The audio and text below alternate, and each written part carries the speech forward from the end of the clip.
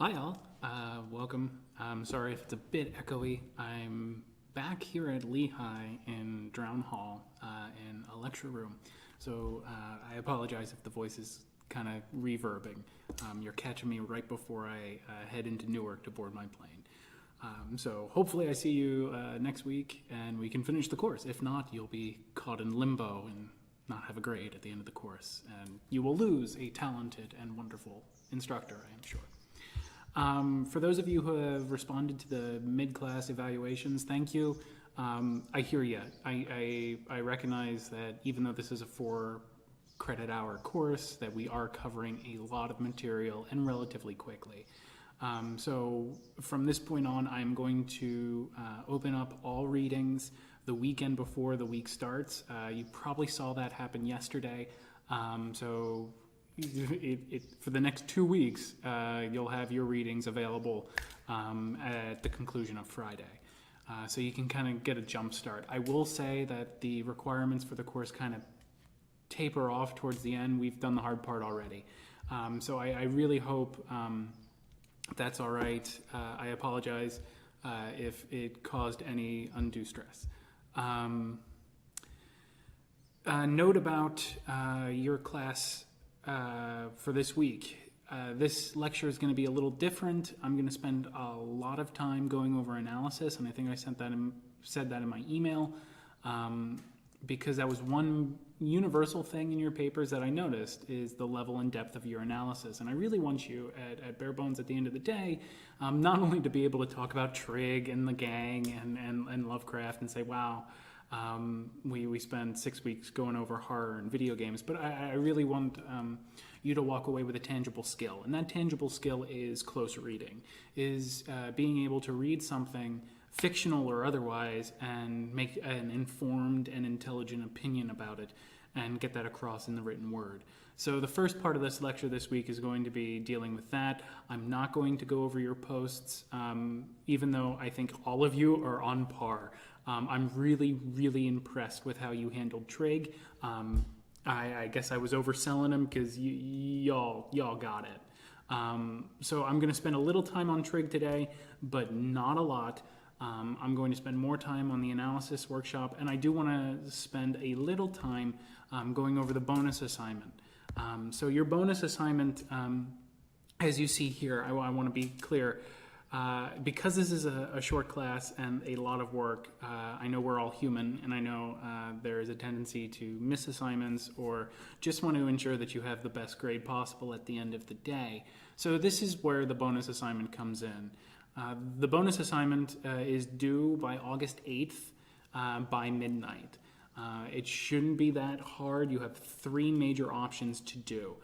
The weight of this assignment will replace 2 posting grades, that's 2 full postings, or 1 miss quiz. And if you have a perfect record with those, you'll get a 5% bonus to your end of class grade. It's roughly about the same. So either way, you're getting like a 5 percentage point up. So you have 3 options for this bonus assignment.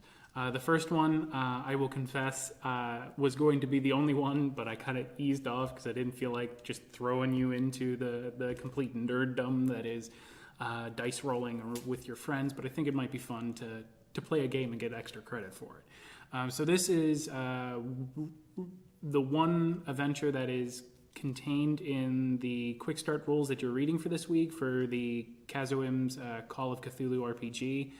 You'll need at least 2 people to play this game. You'll be golden with 3. So I think you'll be rope your family into it. That could be fun. You only need about 2 or 3 hours to play, depending on how quickly you railroad them through. But take a look through the quick start guide and just experiment. This is your chance to write your own Lovecraft narrative, given the skeleton that Kazuim has given you. So The Haunting is a really, really great intro for everybody around. It's a haunted house with a few surprises along the way. So definitely check it out if you can. I've linked resources on our course site page. You'll see that Call of Cthulhu Getting Started is not the quick start rules, but it is a breakdown of what to expect and how to play, and has some really decent tips for the person who's running the game or the keeper. You have Roll20. Those of you who may be familiar with Roll20, it's an online gaming platform. It's basically digital tabletop games. So people play D&D, the Star Wars role-playing game. I've played Call of Cthulhu, D&D, and the Star Wars role-playing game on there. So yes, I am a nerd if it hasn't come across. But if you want to check that out, it's free to sign up, and you might be able to build some maps and play around. You are not required to use Roll20 for the assignment. There is also a dice roller. I know we don't all have our polyhedral dice. That's fine for now, I guess. But the substitute is a dice roller. Roll20 comes with a dice roller already built in. That's really kind of intuitive. But if you're not using Roll20, I linked a dice roller from Wizards of the Coast. That's the brainchild of, or the brain behind the brainchild of D&D. So take a look over those Call of Cthulhu rules. Really what I want you to do this week is explore a few adaptations directly. You read Call of Cthulhu last week, and I hope you enjoyed it. This is a story that I keep coming back to and writing on, so I'm really interested to see what you guys have to say about it, and how you interpret some of these adaptations. So the Call of Cthulhu role-playing game has nothing to do with the story. But it allows you to become a Lovecraft-like person who builds a narrative and subjects that narrative on people who you're playing. So it's actually a lot of fun. Read through the quick start rules. Again, if you're doing the bonus assignment, you don't have to adhere to all the rules. Just have fun. The only catch is that you email me your audio recording or a visual recording of you guys playing. That's just a proof that you did it, and I think that'll be fun. A great many podcasts have started this way, so if you enjoy it with your friends, go for it. The quick start rules. What I want you to focus on this week is the scenarios that that are included in the quick start rules. Read it over. See if you notice the Lovecraftian references. They're peppered throughout. They're definitely fan servicing. So I really want you to focus in on this and try to tease out what they're missing from Lovecraft. Is this a faithful adaptation, or is this just something that is kind of paying due lip service, and hence the title of the week? So that's one option that you have for bonus. So the other one is I want you to track down a Lovecraftian interpretation and write a 3 to 5 page close reading of that material. This is essentially your first short paper redone. So you can refer to my guidelines and my expectations there. They're pretty much the same. The material that you analyze could be anything that we have not covered. This is important, that we have not covered in this course. There are a ton of Lovecraftian references out there and redos. Find one and let me hear about it. You might be best with short stories. I have a list if you want to reach out to me if you're interested. But I'm pretty sure a quick Google search will get you there. Music, artwork, they're all up for grabs. So the only catch here is you should email this paper to me by the deadline. This is not going to be a turn-it-in assignment. It'll just be an informal jump to me. Okay? And then finally, for those of you who are a little more creative, you can create your own Lovecraftian interpretation or revamp of his stories. This could be a short story, a poem, a song, a film, or a simple game. And by film, I don't mean like high quality. You could seriously do a video diary, a horror story on your phone, and it could make sense. Know that I will not judge you on your creative endeavors here. I'm expecting a lot in a little bit of time, so I'm not going to be picky. But I will be looking for some semblance of effort in your work, that you put forward some sort of thought and planning before you just jump in. Then you will submit a 3-page rationale and reflection. So this 3-page paper is pretty much the meat of this assignment, where you'll submit a rationale saying why I did this interpretation, why it's important. Then I want you to reflect on your interpretation, teasing out for your reader the Lovecraftian nature of your work. So exactly what we've been doing in the class, trying to pick out patterns, you can do the same thing on yours. I just want you to essentially turn that scalpel on yourself. That sounds incredibly violent. If you have any questions about the bonus assignment, even though I'm out of the country, I'm going to be responding to email the best I can. I am 5 hours ahead of you, so don't freak out if you get an email at 3 o'clock in the morning. It is clearly 8 in the morning there. So let me know if you have any questions. Again, this is due on the 8th, okay? Okay, so we can jump right in. There's one more thing that I want to do before we get into the analysis workshop. I have included more philosophy. More philosophy into the readings. It is purely optional. So this weird realism readings are recent. Within the past 5 years, Lovecraft has been kind of taken up by this philosophical sect of ontologists. One of them being Graham Harman. I have his book, and I just kind of went through his major hits of the book. So you have the introduction, the ending, and then his specific little close reading, kind of like what we did on our short papers of Call of Cthulhu. So I think this might be really interesting just to page through. Again, this is optional. So don't feel like you have to use it. You're more than welcome to use Harman for your final papers if you wish. Okay? And next week you're going to be getting, the end of this week you're going to be getting the assignment sheet for that final paper. I kind of allude to it in our syllabus. So if you need any help on that front, take a look at the syllabus again. Cool? Okay. So what I'm going to do is I'm kind of just going to walk through what I usually do every year in my English 1s and English 11s. It's an analysis practice. So I said at the beginning that I was really, I can't say concerned. I noticed a trend in your writing that I want to make sure that we polish in the short time that we have. Y'all did phenomenal with the papers that you had. You met expectations, which was great. I didn't know how you were going to handle the material, and some of you posed some really awesome close readings. My job as a teacher now is to refine your ability to analyze prose and or any other medium. So this will kind of translate over into anything else that you wrestle with this week. So without further ado, so this is actually student writing. This is with permission from a student about 6 years ago now, who was writing on the graphic novel V for Vendetta. And I pulled this example out because I think this student does really well at building an analysis. So here's the quote. What I'm going to do is I'm just going to read the quote. You'll have the PowerPoint in the Panopto session, and I'm going to upload the PowerPoint to our class week so you can kind of work through it on your own. So Evie's character is sexualized from the beginning of the novel. Our first meeting with her shows her putting on makeup and propositioning herself to police officers. Her words, would you like to sleep with me or something, portray her as insecure and clumsy. She seems to recognize that her sexuality is her only tool to contribute to society. V exploits this by using Evie in his plan to kill Bishop Lilliman.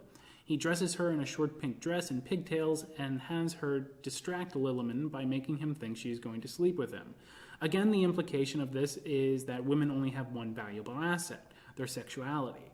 Whenever her sexual weapon does not work, she begins to feel insecure about herself. This shows her how women are conditioned to think that their identity is centered around sexuality and feel a sense of rejection if a man doesn't take advantage of it. So this is basically a quote analysis and kind of a scene analysis. This is kind of neat, but I want to go through exactly what this person is doing. So the topic sentence, pretty easy to follow. It's the sentence that outlines exactly what's going to be inside the paragraph. So if this is functioning as our paragraph, that first full sentence is an interpretation and lets us understand as readers what's coming next in the paragraph. It sets the boundary. A pattern that I've noticed in your writings thus far is that a topic sentence is a lot of times summary.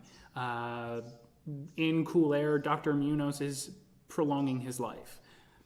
Okay, but is that an argument that somehow sets up the rest of your claim and the claim of that paragraph? You should think of the topic sentence as something that encapsulates the argument of the paragraph that's coming. And as a reader, I should be able to see that topic sentence and go, okay, I can see how it relates to the claim, the overall claim. So what do you think the claim is in this paper? What do you think the focus is in this paper? It's gender in a pop culture course, and you can kind of see how that claim comes through at the beginning and end of this paragraph. So use that as a model, okay? So a good topic sentence is not just plot summary, is not just telling your reader what happened in a book, a movie, or an audio drama for this week. It outlines an argument that happens in the text, that happens in the paragraph, okay? It's yours. So here, Evie's character is sexualized from the beginning of the novel.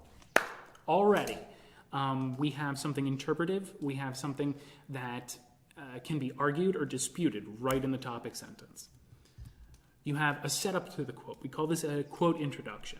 Our first meeting with Evie shows her putting on makeup and propositioning herself to police officers. So this is giving your reader some context for the quote. What I noticed a lot is y'all got context down pretty well. You do set up the quote really nicely. It's incredibly important that you do that. Otherwise, you get lost. The reader will get lost. So props to you. Most of you are setting up the quote well. But notice here, this writer, and it is a she paints the picture of what's coming, right? We get to see what is happening in the scene when the quote is happening. We then get the quote, an example or paraphrase of the material. Know that you don't always have to quote. Quotes help, and most of the time when you're analyzing prose, quotes really going to help. She gives the words directly. Her words, would you like to sleep with me, or anything, comes right from the text. You have an initial nod to an interpretation of the quote. So we have the quote, and then a subtle, in the same sentence of the quote, a subtle reading. These words portray her as insecure and clumsy. Now, this is where most of you end. Most of you end at the initial interpretation. You're telling me what these words mean without showing me how these words get you to that conclusion. Is it the Is it the stuttering? Is it the repetition of words? She seems to recognize that her sexuality is the only tool to contribute to society. And this is where the author is extending that initial formulation, that initial analysis or interpretation, or what I called in your papers, inference and assumption. So portrays her as insecure and clumsy. She seems to realize from this quote that her sexuality is her only tool to contribute to society. In this way, the author is answering the questions why and why is this important. So you're kind of defending your own initial interpretation and saying, dear reader, this is why you should find this important, without saying explicitly, dear reader. You're reaching out of the text. She then gives another supporting example of this. V exploits this by using Evie in the plan to kill Bishop Lilliman. Notice how she's not quoting here, even though I probably want to quote here. She is using a direct example from the text. He dresses her in short pink dress and pigtails and has her distract Lilliman by making him think she's going to sleep with him. So this is another example bolstering the importance of Evie's sexuality, is the only tool to contribute to society. She's backing this up yet again with support from the text, even if it's not a direct quote. So then she builds on that example. So again, this is where she starts. Again, the implication of this is that women only have one valuable asset, their sexuality. So that's the initial interpretation. That's the initial nod, kind of like before. She then backs it up. Whenever her sexual weapon does not work, she begins to feel insecure about herself.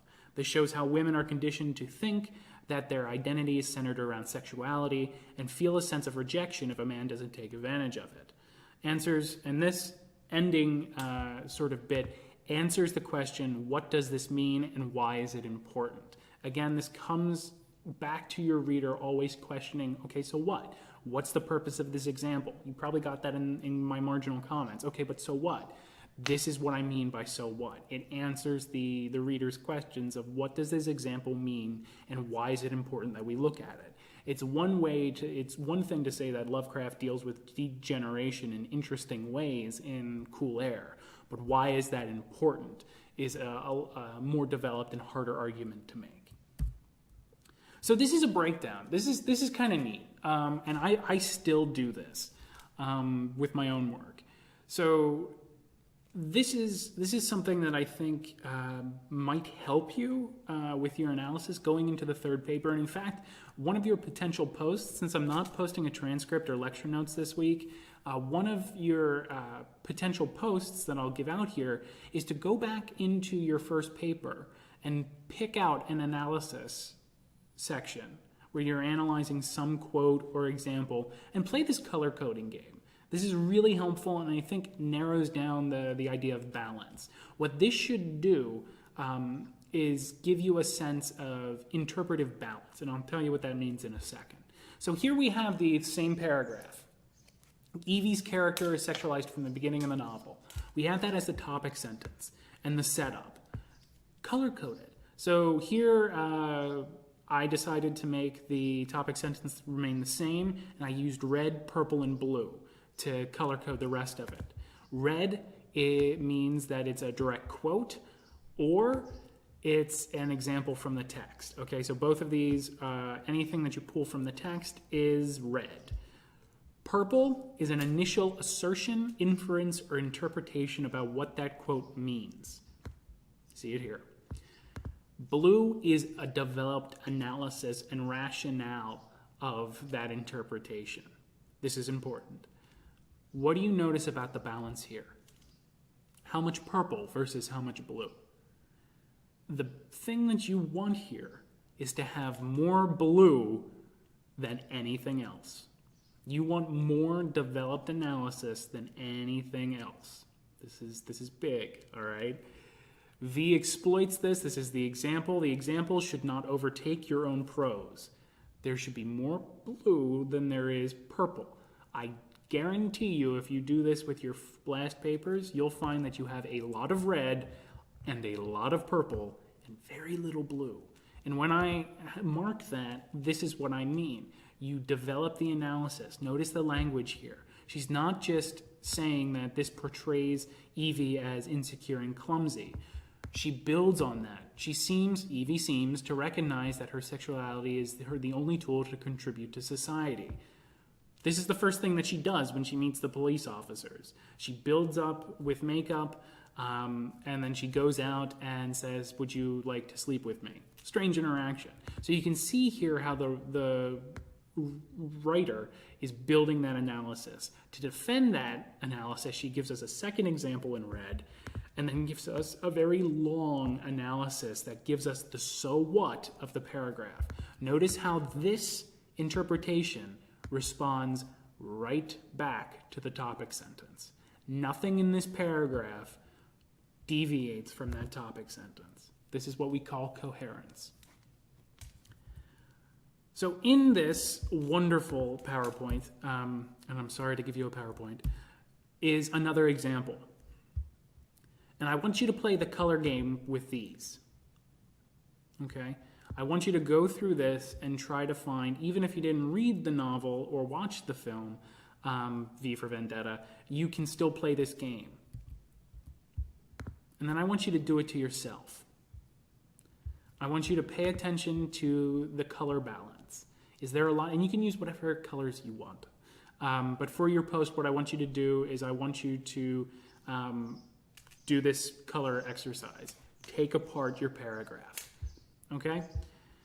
So we kind of walked through exactly what an analysis does. And I can give you an example that's more in line with, and I don't mean to do this, but I'm just thinking about it. Let me bring it up. So my conference paper. There's a level of analysis that I want to kind of bring you to. I'm not going to make you read the damn paper, especially if we have it recorded. But I want you to take a look at the balance that we have going here. I'll subject myself. Okay. Sorry. Panopto always has it lag. Cool. Too much.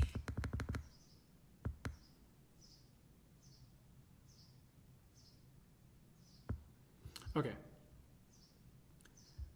So this is about halfway through the paper. My topic sentence introduces the readers to where they're going. We're going to analyze the Dark Adventure Radio Theater program, the one that you're listening to this week, by looking at the narrative project or the argument that the H.P. Lovecraft Historical Society sets out. I give a little context about what that society is, so this is still introduction. Okay, so now we get a little more setup to quote. So let's do setup as red. Will follow the same sort of outline.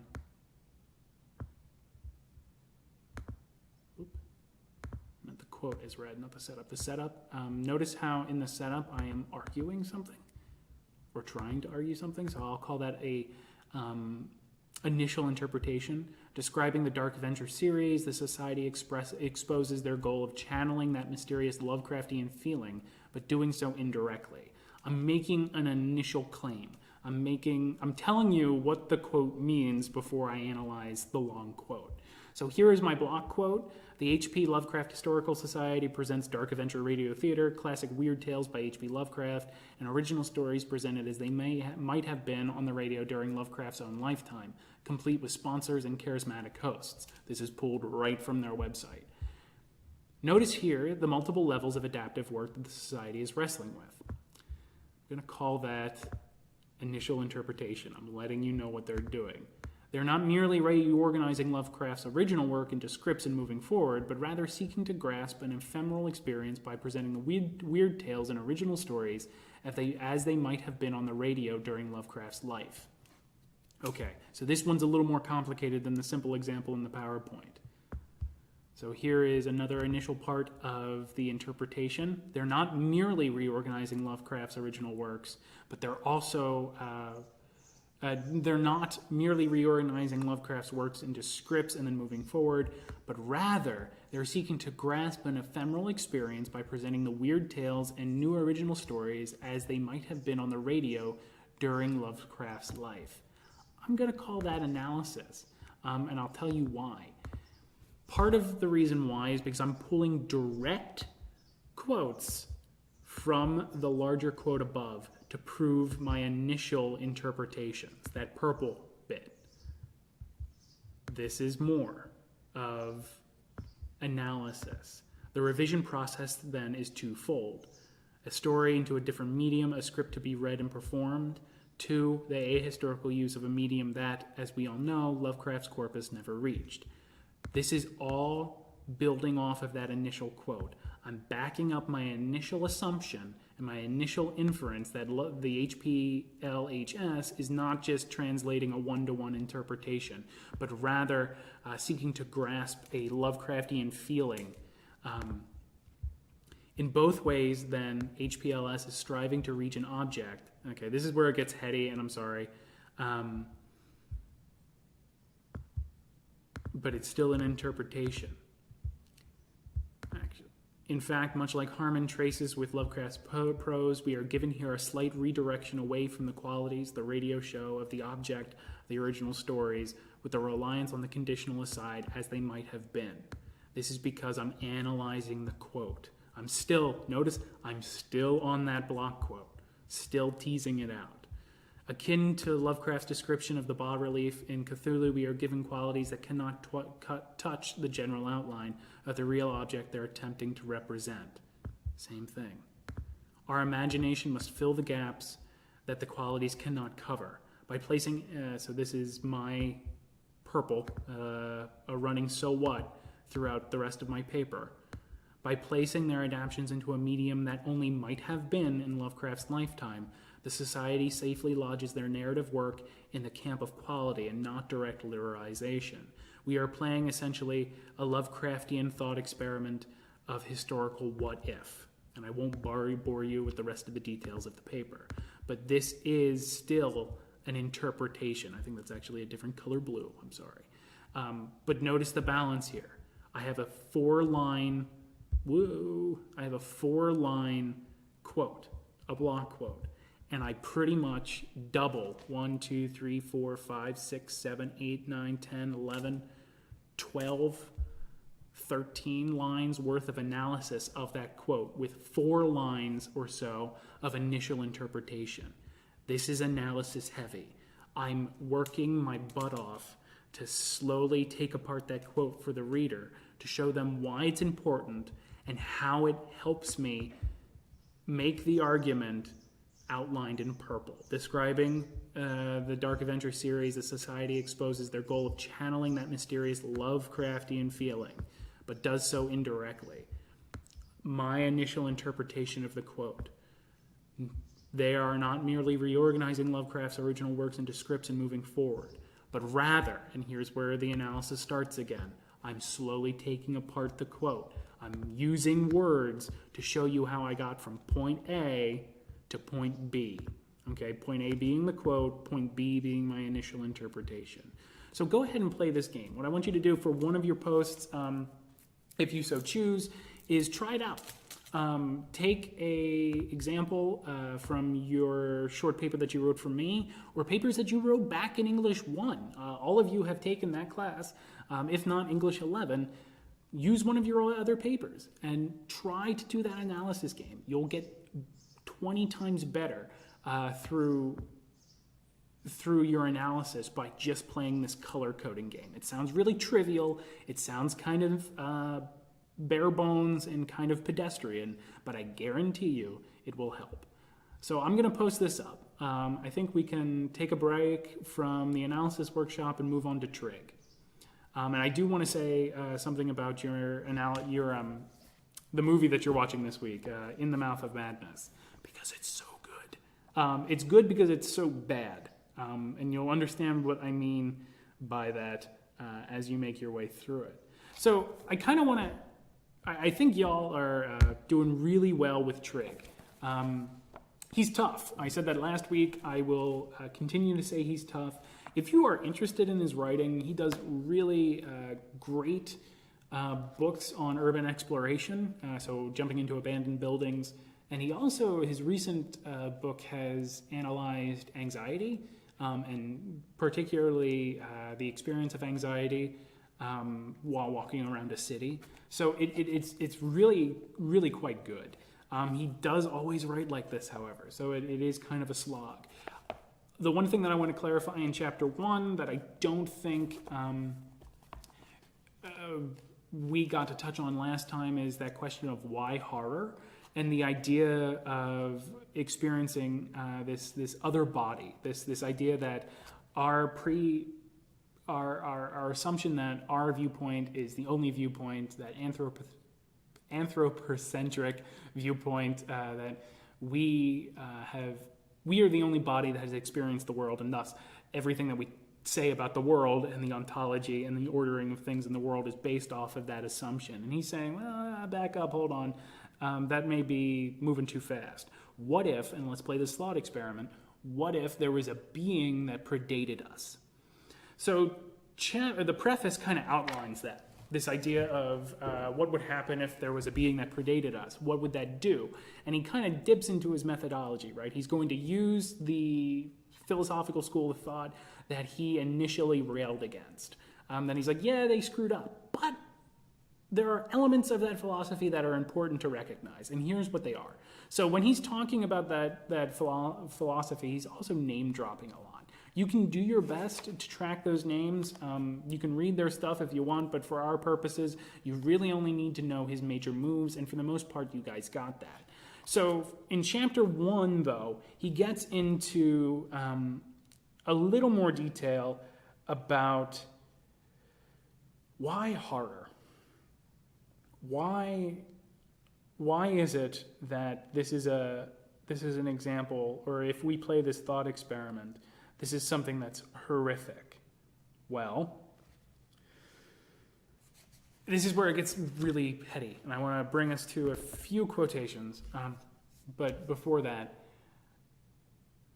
if you were involved, if your whole worldview shifted, this is kind of like Thacker.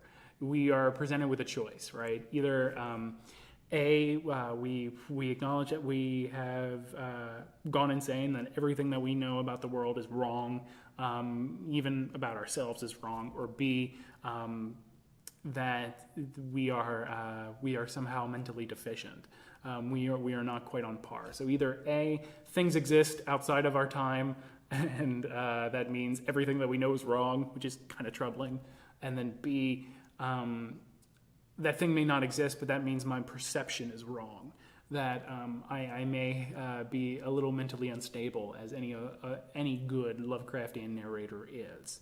So this is where you can kind of link the two together. They're not so far divorced, and I think some of your posts did dip into that, and I think you're on par. I think that was Michael.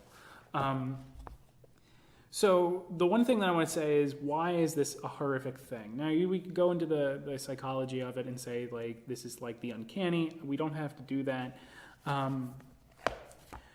Imagine if your whole personal history, so you are a person, you're a student in this class, you everything that you know about your consciousness is based off the memories that you have as a person in this class up until this point. If you were to find out that we actually shared a collective experience with something else, that there was a body that predated us, not like a physical body, but a body that predated us, that somehow relates to us. We have this, what he calls a collective memory. And this is on 32 if you want to follow. So this is when he's analyzing the film, right before jumping into Quartermass. I think this is really good. I haven't seen Quartermass. I kind of want to watch it now. But this is the very last paragraph before the break. The history of the human as a history of violence catches up with the present. In response, a society that recognizes its own identity as derived from insects with teleological instinct against that of humanity leads to disintegration and mayhem. As this unfolds, the pod containing the insects emits an eerie blue light, signaling a life that is now being reanimated from the depths of the abysmal time. So this is his reading, and notice he's analyzing the film here. This idea that when experiencing a collective memory that's beyond us, that everything that makes us is not just personalized. It's not just our viewpoint, but it could actually be the viewpoint of many other ulterior beings. We then have to, all at once, recognize that every last human hiccup and mistake is ours to own. That this is not good. And you get this in The Thing a lot. That we have internalized this giant collective history of experience that not only upsets our own personal identity, but relates us to that collective experience. This is really traumatic, because then you can't just shrug off the atrocities that happened in the past. You have to own them. And that's never a pleasant thing for us to do. We always like that buffer of difference. Well, it's not me. Well, I'm not a chauvinist. I'm a feminist. Well, no, you may, but you have to reconcile your own privilege, right? So this is part of the reason why that is usually uncomfortable. Jump ahead to 34. So when presented with this echo of the past, this idea that there may be something beyond us and before us, this materialization of the past reveals itself as a history at odds with our established understanding of both the earth and the body. We have lost our primacy over what it means to be human and what it means to live on earth. A third element is introduced, which collapses the earth-body relation. This is where it gets weird. So we have predicated our entire experience, as we know from the preface, on the fact that our experience is 100% accurate and the best. He's saying if we add that third element, that extra body, that body out of time or that ulterior body, we upset that reliance on that relationship between earth and us, earth and experience.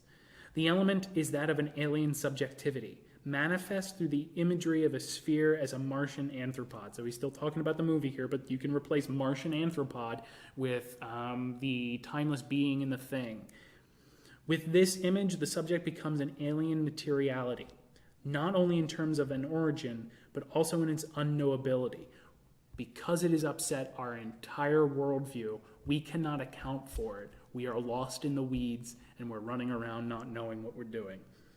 Applied to a Husserlian account of the Earth, the body is no longer tied to the origin of one homogeneous space, not just Earth, but instead dispersed through multiple spaces. These other worlds are not mere extensions of the human body as it has been crafted here on Earth, as it is from these other realms that the body itself derives. At stake, therefore, is not the colonization of the cosmos by Earth bodies, but its exact opposite, namely the colonization of Earth bodies by the cosmos itself. That's a fun little rhetorical line that he does. But the Earth is not the be-all, end-all of the cosmos if we put in that third point. And then we have to realize that we are potentially wrong and that we are not overlaying our worldview on everything else, but potentially something that's older than us and different from us is doing the same, is colonizing us through this universal sort of aspect. So this is why it's usually rough to digest. So this is why he also makes the claim later on why we have body horror, and The Thing is body horror, right? The movie The Thing, John Carpenter's The Thing. And I really hope you enjoyed that. I think The Thing does really well at outlining Trigg's The Thing, not only because he later on uses that movie, but because you get this idea that we have no idea where the alien's coming from.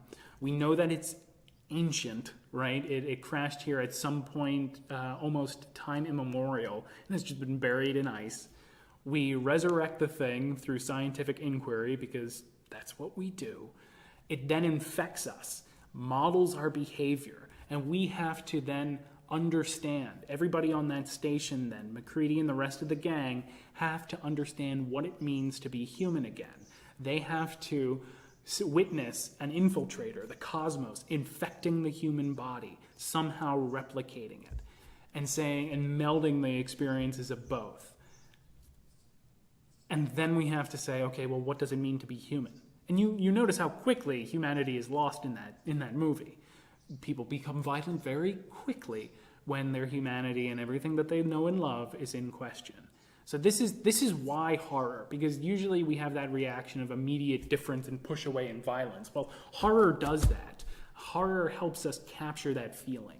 So this is why I think Trigg is fallen in on horror, and especially body horror, because it somehow encompasses that difficulty of realizing that your whole philosophical position may be bunk. That means everything that you know about the world may be bunk. That means everything that you know about yourself may be bunk. And because of that, it's very difficult to swallow. You want to rebel. You want to go back into your little box of human dominance because it made sense, damn it. But now you have something that's older, something that is predating you. And in sheer, just because it exists, it is destroying that secure philosophical position that you have. And that equates to violence. So we were talking the other week about how Lovecraft was writing about acceptance. We got the Shadow over Innsmouth about acceptance of that degenerated state. Well, Trigg, John Carpenter, in both films that you're watching, In the Mouth of Madness this week, is going to wrestle with this idea of rejection and violent rejection. You have the Thing. Although at the end of the Thing, I would argue that there is some weird sort of acceptance. Is Childs a thing at the end, do you think? I don't know. Is McCready? I don't know. The movie ends with, we'll just wait here a while and figure it out. Now, there's a whole canon of side readings for that. But I think in a Trigg reading, that ending line of McCready and Childs just kind of chilling out, drinking vodka or gasoline, depending on who you listen to, they are waiting to see what happens. No longer is human and Thing going to battle in this penultimate philosophical death match, but they're going to just wait and see what happens. McCready is willing to either A, die from exposure, but understand that fighting against this thing is not going to take away the pain of understanding that there in fact is a thing. So this is why I think a Trigg reading of the film is quite interesting, because at the end of it, we have all this violence, all of this sort of who's who and who's a human and who's a thing, and how do we figure out, well, it must be in the blood. Well, that blood test doesn't always work, and the thing always wants to save itself, and wait, you lose track of who's who really fast. And then at the end, we have a weird acceptance. So I think the thing covers the gambit of the two extremes that we've been wrestling with. And you can see where Thacker comes in here, I hope. So that's my pitch for the thing. I just want to clarify that why horror? Because horror movies help us evoke and touch that feeling without actually embodying it. So you can go to a horror movie, you can watch The Thing and see other people acting out the violence of an exchanging worldview, and we resonate with that. Because we're not doing it. We don't have to do it as viewers. We can see McCready go crazy and the rest of the gang on the station go crazy because that's cathartic. But it's still getting the thesis across of the thing without having us, destroy ourselves in some weird fashion. So horror is a subconscious understanding, Trigg would call a subconscious understanding of the initial problem of our philosophy, that we are too human-centric. And because monsters like the Thing keep coming back, and as you read Lovecraft, nobody understands Cthulhu. When you see him, even seeing him doesn't work. You only get a general outline of the Thing. Our understanding is bunk, and the reason why it's coming back in horror is because we're preoccupied with it. So that would be Trigg's point. Horror is just a symptom of this philosophical question. Fair enough. That was a lot to cover. Sorry I don't have it typed up. If I get back, or if I'm somewhat lucid when I touch down in Manchester, I'll type up a quick summary of what I've been doing here, and we'll go from there. So this week you're watching In the Mouth of Madness. You're reading the Quick Start Guide, and you're going over the audio drama. I have posted up props. The original CD, as I said, comes with props. You did not have to buy the original CD. You only had to buy the MP3. But I'm going to post these props up. Take a look at them. The narrative doesn't talk about them. This is the most interesting thing. So the narrative that you'll listen to through the audio drama does not say, now look at prop number 1. No, you kind of just have to wrestle with these at the end. So I want to hear a potential post this week could be, what is the point of the props? If this is a direct one-to-one retelling of the story, what is the point of the props? The other thing, another potential post that you could go into with the audio drama is, why did they alter the narrative? You'll notice really quick there are major changes to the narrative. There's in fact a whole nother narrative frame on top of the Lovecraft story. Why did they do that, and what effect is that having on you as a listener, especially as someone who has read Lovecraft in the past? Another potential post is just go on your own. You have read enough Lovecraft, you have read enough theory, you have really mastered all of those things. Make a reading about the film. So in 700 words, make a reading, make a claim about In the Mouth of Madness, look for visual cues, kind of like what I did last week with Event Horizon. Try that this week. So in your post, pitch an idea or a claim or a pattern that you noticed in John Carpenter's In the Mouth of Madness. Again, we get to watch Sam Neill go crazy. So what's there not to like? With that said, I'll catch on next week. We're going to enter into our final week of readings, which is just a lot of fun. We're going into music. We're going to wrap up the last 2 video games, Bloodborne and Darkest Dungeon, and you'll be working on your papers. Next week there won't be a quiz, so you'll be free, essentially. So thank you very much for listening. I hope this helped clarify. I'm sorry that it feels kind of rushed. But if you have any questions about this or the material that we're covering, feel free to contact me, and I look forward to reading your posts. Thanks. Have a good week.